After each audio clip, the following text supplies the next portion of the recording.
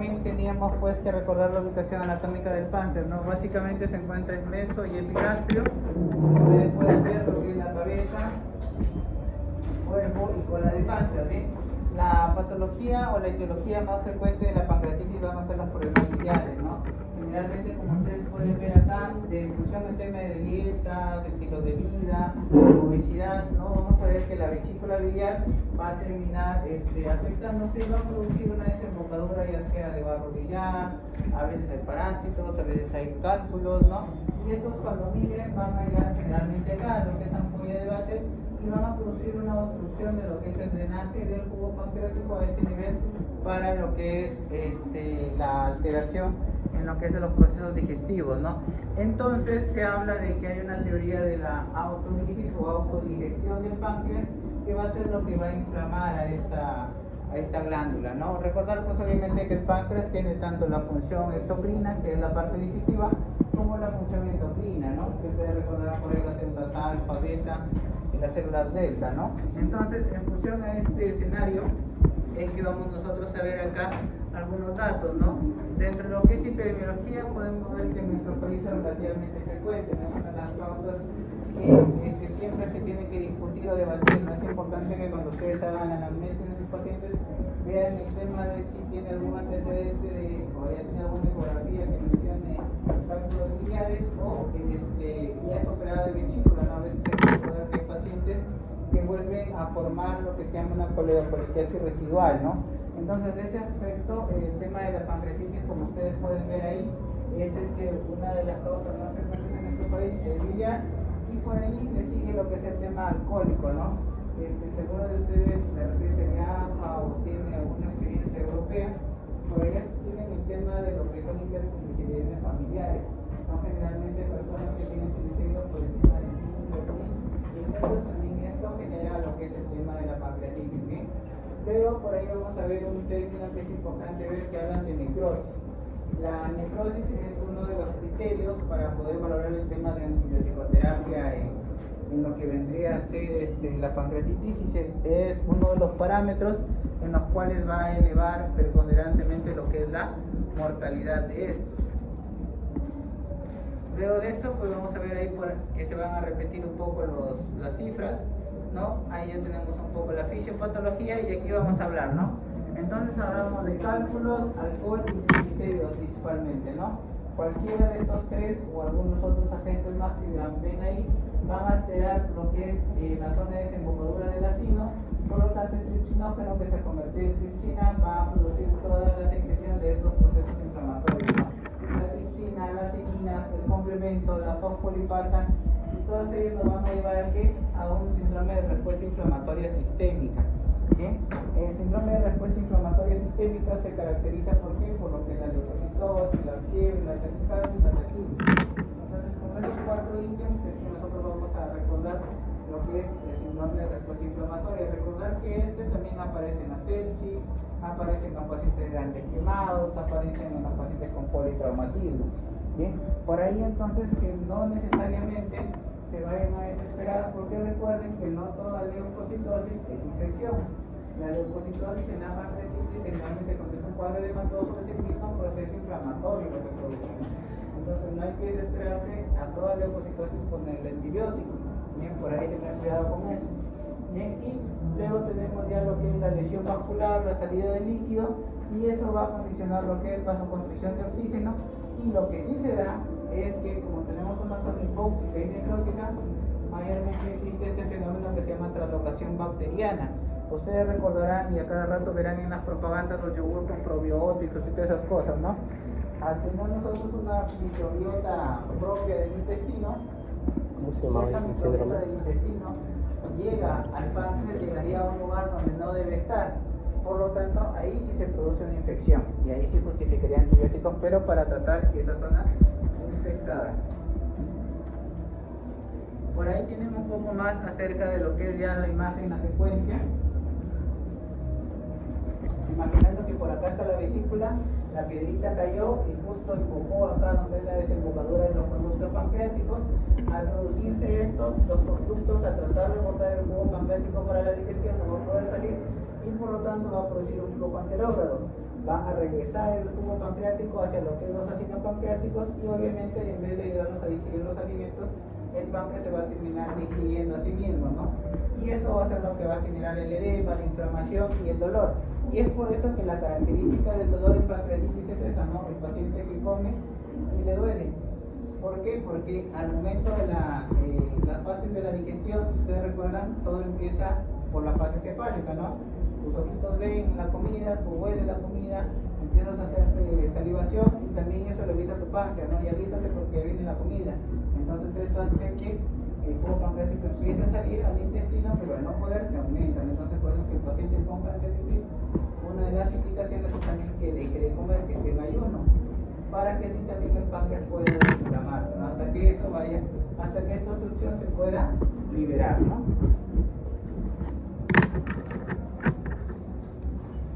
Ahí entonces vamos a hablar de los parámetros, ¿no? A veces puede haber, ustedes recuerdan la cascada que salía al inicio, había por ahí algunas interleucinas y leucotrienos, y ellos generalmente van a ser los que pueden producir algo de alza térmica, taquicardia, polinia, hipotensión, dolor y distensión. ¿Rastro? ¿Sí o qué?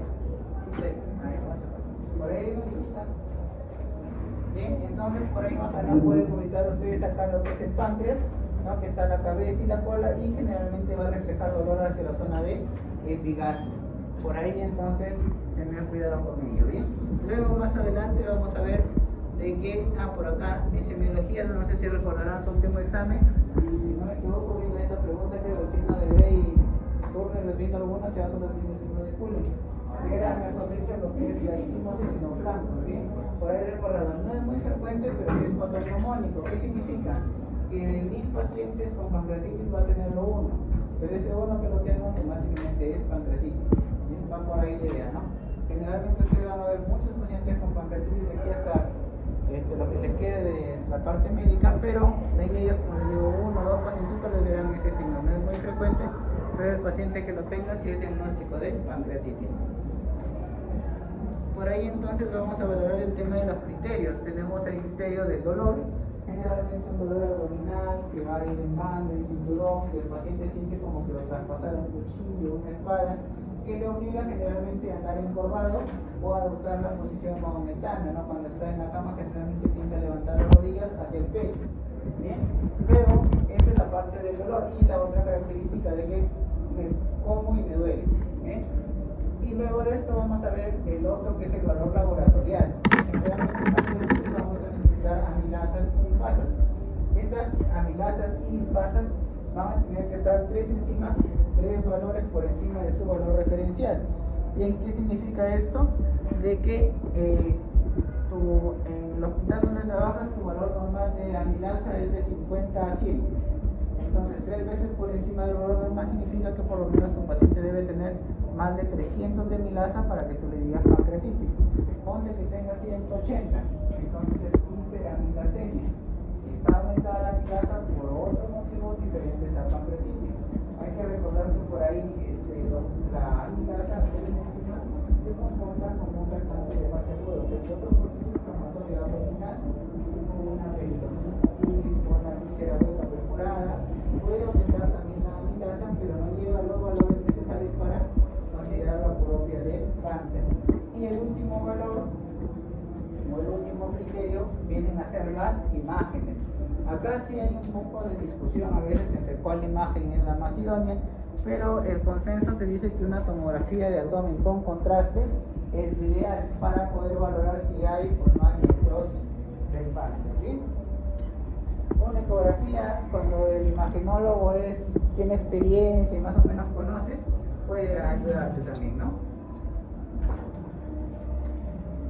Por ahí entonces, para que lo tengan bien claro, los criterios que habíamos hablado del CIS, para que lo recuerden: la frecuencia cardíaca, la frecuencia respiratoria o la presión de CO2, la temperatura en hipertermia o hipotermia, y la leucocitosis o la leucopenia y la desviación izquierda. Bien, si tenemos 2 de esos criterios, ya hablaríamos de una respuesta inflamatoria sistémica. Ahora recuerden, respuesta inflamatoria sistémica puede ser pancreatitis, quemadura, politraumatismo, ¿no? Debemos asegurarnos cuál es el escenario. ¿Correcto?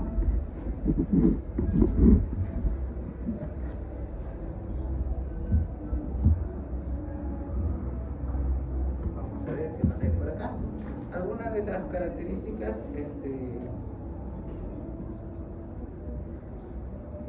estábamos hablando entonces acerca de los criterios, ¿no? La pancreatitis puede ser leve, moderada, severa o crítica. Vamos a ver que la diferencia es que hay algunos pacientes que simplemente están en ayuno, reposan 2 o 3 días y ceden. Es un cuadro leve en el que no hay compromiso orgánico, no hay complicaciones. En la moderada vamos a ver que puede aparecer una falla orgánica, pero esto se resuelve en menos de 48 horas, es decir, el paciente después puede llegar de repente hipotenso, taquicárdico, con dolor, todo, lo hidrata, le pones analgésico y a las 48 horas el paciente ya revirtió este escenario.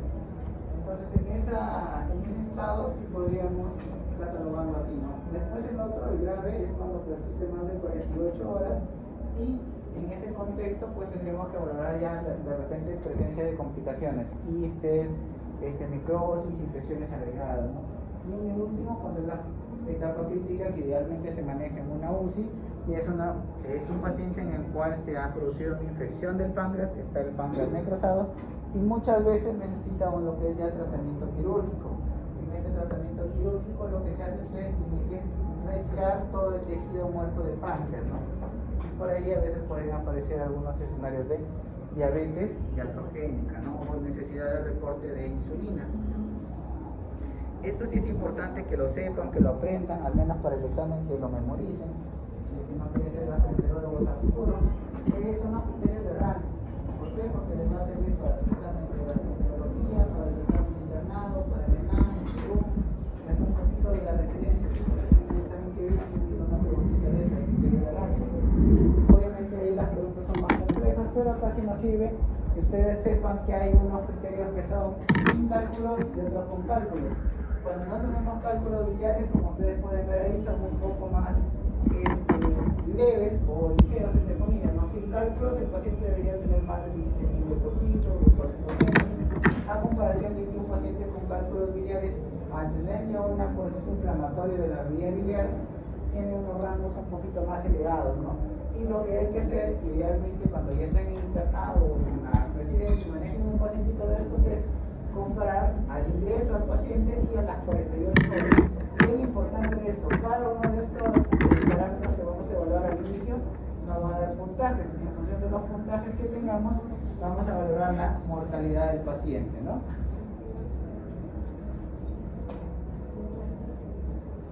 Vamos a ver por ahí unos criterios de Apache, que es una fórmula un poquito más compleja, y lo que sigue a continuación es la parte de imágenes, tomografía. En la tomografía vamos a tener que evaluar lo que son los criterios de Baltasar, ¿correcto? El criterio de Baltasar vamos a ver A, B, C, D, E. En el alfabeto que nos va a encontrar, cuando tengas un páncreas normal va a ser un grado A, en el B hay un proceso hematoso focal, en el C hay una inflamación total, en el D vamos a ver una colección y en el E vamos a ver más de 2 colecciones, generalmente gas, páncreas o retroperitoneal. Y lo otro es si hay una necrosis. Si tenemos necrosis, 0, 0, 23%, 2 puntos, hasta 54 y más de 56. Suman los puntos de A más los puntos de necrosis y eso nos va a dar un índice de mortalidad. Bien, ¿qué está catalogado acá? Si el índice supera de 7 es una pancreatitis severa basada en los criterios de Baltasar. ¿No? Vamos a ver entonces cuántos suman estos maestros y con eso hablamos de la severidad del cuadro. Un poquito sencillo, nada más hay que entenderlo con calma. Y ahí pueden ver algunas imágenes, los que pueden ver la imagen, más o menos pues con calma lo revisan en su teléfono. Van a ver que teóricamente esto es lo que es el páncreas y va a tener una zona de compromiso en lo que es el cuerpo y la cola. Acá en la cola hay una colección necrótica, necrosis es muerte, la muerte se ve negra, hipodensa en tomografía. A mí me la enseñaron, así la aprendí. Bien, cola y cuerpo. Entonces, territorio muerto se ve negrito, como la muerte que viene con su guadaña ahí a rebanar cabezas y listo. Por ahí algunos scores pronósticos, falla orgánica, el BISAP, algunos marcadores de severidad, los parámetros que hay que tener en cuenta, las complicaciones y acá los diagnósticos. Esto sí es importante que sepan, ¿no? En el tema del dolor, la parte de abdomen, ahorita todavía están en medicina clínica, así que todavía todo es felicidad, hay que pensar, que puede hacer, que beber, que tendrá. Pero cuando pasen la cirugía, va a ser un poco más fácil,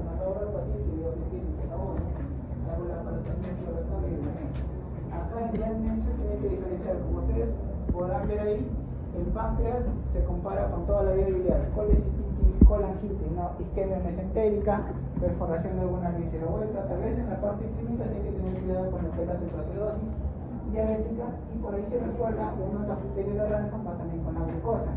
Por ahí tener cuidado, un paciente diabético puede ser pancreatitis, y la pancreatitis puede ser una causa de cetoacidosis diabética también, ¿no? Por ahí el hecho de que tú digas, mi paciente tenía amilasis, pancreatitis, no te olvides que puede ser diabético, que se puede estar complicando con una cetoacidosis. Ambas patologías pueden darse juntas.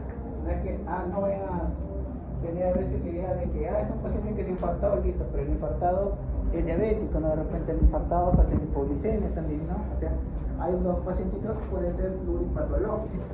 Por aquí, como ustedes pueden ver, oclusión, apendicitis, y a veces también pasa esto, ¿no?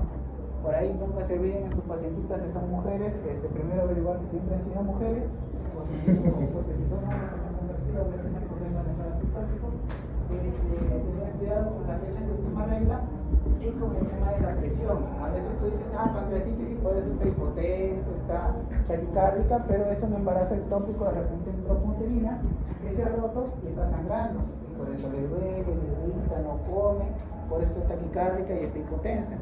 Se pueden parecer bastante en ese escenario las patologías, y hay que tener cuidado, siempre traten de indagar toda la información posible en el paciente o en el familiar. Eran 4 hojas, por si acaso, las que están circulando, tienen que estar todos anotados en 4 hojas. Por acá había unas hojas que se han quedado a la mitad, por acá se han quedado 3 hojas y por ahí hay otra hoja. Vamos a llevarla de nuevo en orden. Pasen las 4 hojas, nos pasen una por una, y se van a perder. A ver, las 4 las pasan juntas y ven, en la hoja que no estén se anotan, y las pasan en orden, las 4, y me las entregan ahí a la doctora. ¿Ya? Ahora, en el tema del tratamiento, el tema del pancreatitis es bastante, entre comillas, sencillo. ¿Qué es lo que vas a hacer cuando te llegue un paciente con sospecha de pancreatitis? Primero lo vas a poner en reposo, luego ¿qué van a hacer? En la comida, me lo vas a la comida. Entonces, un paciente queda sin nada por vía oral, salvo que sea hipertenso, con nada por vía oral, excepto su medicación habitual. No te olvides que de repente tomar los tratamientos y debes seguirlos. ¿Qué es lo que debe seguir? Esa es la parte importante de esto, ¿no? La hidratación. ¿Qué es la hidratación? Muchos pacientes solamente poniendo de lo que les corresponde de líquidos mejora. La hidratación parece mentira, pero te ayuda a ver que se mande bien. Por eso siempre está la recomendación de un litro de agua diario, tomando 2 litros de agua de todo eso. Para células necesita hidratarse para poder funcionar bien. Entonces necesitamos que el paciente esté bien hidratado. Un paciente de 70 kilos, ¿qué cantidad de líquido le corresponde? Fisiología, epidemiología, ¿quiénes son esos?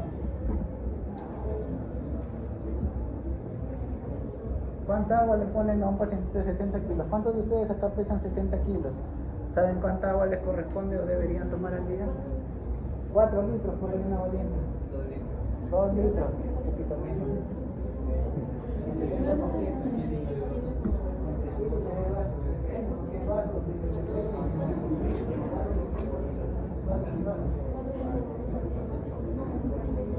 Fisiológicamente nos corresponde entre 30 y 50 cc por kilo. Idealmente eso es con el peso magro o con el peso ideal. Si vamos a ir más o menos sería entre 2100 a 3000, entre 2 a 3 litros, es lo que una persona adulta de 70 kilos le corresponde. Quizás en los adultos somos un poco a la caballada, como decimos, ¿no? Le ponemos un frasco, 2 frascos y listo, ¿no? Pero por ejemplo, aquellos que quieran ser pediatras sí van a tener que aprender a manejar todo por dosis kilo. A los niñitos no les puedes pasar de más porque los niñitos les falla el pulmón, se hinchan, el papá te estresa, la mamá te grita, así que se ponen morados, les pasan cosas, ¿no? El adulto como que grita, se defiende, se quita la vida y ya. Por ahí entonces estos pacientitos generalmente por ahí es el rango de hidratación. Otro dato importante es calmar el dolor. Ahora, para calmar el dolor, acá tener cuidado. Si es un paciente que está inestable hemodinámicamente, un paciente taquicárdico, hipotenso, tener cuidado con los arrozales. Altas, microfenato, no bajar más la presión. Calmas el dolor, pero el paciente está sin presión. Bien, por ahí tener cuidado. Generalmente se recomienda iniciar con opioides, tramadol, oxicodona, y así no calma con eso le ponen morfina, ¿no? Las pastillas mayores. El control metabólico es importante para valorar el tema de glucosa, calcio, electrolitos, ¿no? Y la nutrición enteral temprana. ¿Qué significa esta nutrición enteral temprana? Hay opciones, ¿no? La nutrición enteral es aquella en la que se coloca una sonda que va desde la nariz hasta lo que es la tercera porción del intestino delgado. O sea, saltan el proceso de la obstrucción y por ahí lo alimentan directamente al paciente. Otra opción que a veces hacen es hacer una gastrostomía. ¿Qué hacen? Hacen un pequeño huequito en la pared y por ahí le conectan directo una sonda y le pasan la comida por ahí. El otro escenario, ¿cuál es? Es la nutrición parenteral. ¿Qué es lo que hacen? Le colocan al paciente un catéter venoso similar a los de diálisis y este catéter sirve para nutrición. ¿Qué es lo que le pasan? Ahí le pasan un licuado de proteínas, todo eso con eso alimentan al paciente, pero por vía endovenosa. ¿Bien? Idealmente, ¿para qué se hace esto? Para que en los 3 días de ayuno, que tiene 3 a 5 días de ayuno, tu paciente no se desnutra. Imagínense ustedes 5 días sin comer. No van a quedar haciendo una náusea, lo que comenzaron con la pelotita. Así van a quedar igualito, van a quedar sin y eso a veces tiene un poco de sarcopenia, dificultad para volver a reinsertarse en las actividades. ¿Sí? Entonces por ahí tener cuidado.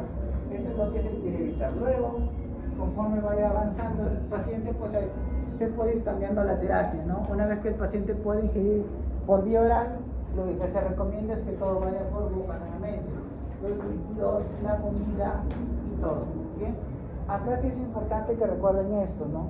Este es uno de los grandes problemas que siempre hay en los estudios entre gastroenterología y cirugía, ¿no?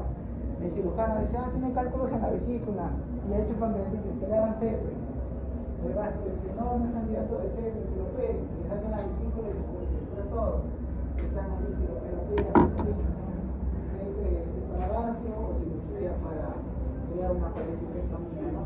Idealmente la teoría te dice que la indicación de CEPE es cuando el paciente tiene criterios de colangitis o cuando ya tiene un proceso obstructivo evidente, ¿no?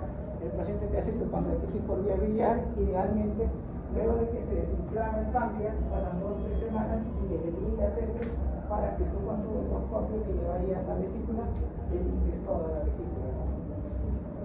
Idealmente sería así, ¿no? Pero como les digo, el paciente está en discusión. Como estamos todavía acostumbrados a que es sobre la recirculación médica, ya estamos en este tema. Los que quieran ser cirujanos también no cuesta igual una CEPE que una colecistectomía, ¿no? Económicamente hablando, también es otro de los escenarios que a veces los debaten, ¿no? Bien, por aquí entonces la idea que quiero que se lleven de esta parte es esto, ¿no? La pancreatitis se maneja multidisciplinario entre el médico de emergencia, el médico gastroenterólogo, a veces el cirujano y de ser necesario también puede ir el intensivista, ¿no? Y no olvidar siempre es importante el informe del médico radiólogo. El radiólogo teóricamente tiene la ventaja de poder medir. ¿Qué pasa con imágenes o todavía? Todavía se cerraron. En las tomografías ustedes tienen las unidades Hansen. Las unidades Hansen van a medir la densidad y de acuerdo a eso ustedes pueden decir necrosis, inflamación, edema, calcio, agua y poder definir si es una necrosis infectada o no. El detalle de la pancreatitis va en aumento, ¿por qué? Porque va aumentando la obesidad, pueden haber complicaciones tempranas también y el tratamiento es eso, ¿no? Que su paciente no coma, ponerle la cantidad correcta de agua y calmarle el dolor.